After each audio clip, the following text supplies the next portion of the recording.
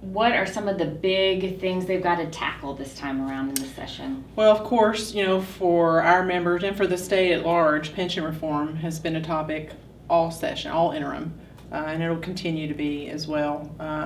We've had good conversations. I know every stakeholder has had conversations with the governor's office, with legislative leadership, within their own memberships. So pension reform, everybody is saying that that's got to be handled really before they can cobble together and pass a budget. The biennial budget, very important to county governments. We hope to see that at the governor's address, the State of the Commonwealth, on January 16th. Workers' comp reform is another issue that is being touted by both chambers.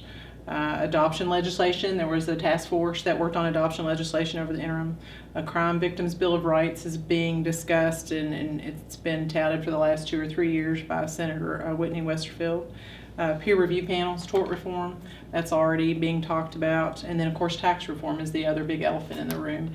The governor had an interview on the radio a few days ago saying that it may have to wait until a special session because there's just so much to tackle in this session. Mm-hmm. There's just so much going on this session, especially with pension reform and the budget. The budget session is always complicated. There's always a lot of moving parts and a lot of stakeholders that are involved in it. But tax reform is something that we've asked for several years, along with a lot of other stakeholders, and a lot of past governors and legislators have asked for that as well. But it's very complex, a lot of moving parts.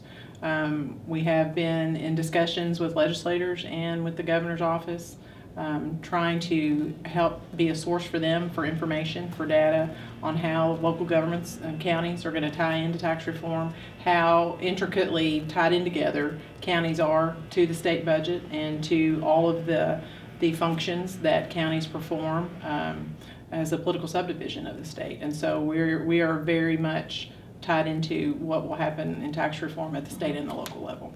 And we've kind of talked a lot about how tax reform needs to be part of the discussion of a lot of the other things that they're going to tackle this time around. Right. And with the potential that it may have to be put off, or maybe not, but that's a potential. Is that going to have an impact on us?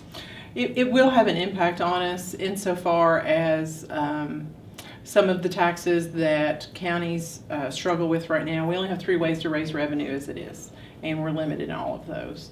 And so for us to not have tax reform and our own folks to be creating their own budgets, they're starting on those at the local level as well, trying to get a balanced budget because they have to have a balanced budget by June 30th for the July 1 fiscal year. So yeah, it definitely does affect county governments because right now there's no changes made. And so between the pension employer contribution rates for that and no tax reform, we've got the revenues that we've got, and we've got to make that work.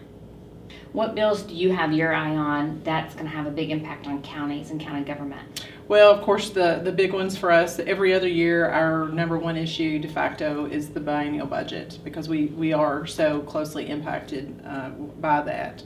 Of course, pension reform.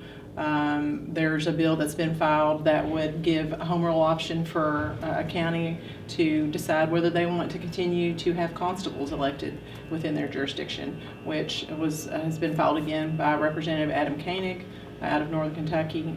He's a former county commissioner from Kenton County, a great local government advocate for us, and so we will be pushing for that constitutional amendment again, although there have been 10 constitutional amendment issues already filed, so it's really heavy on the constitutional amendment front, so there's a lot of competition for that.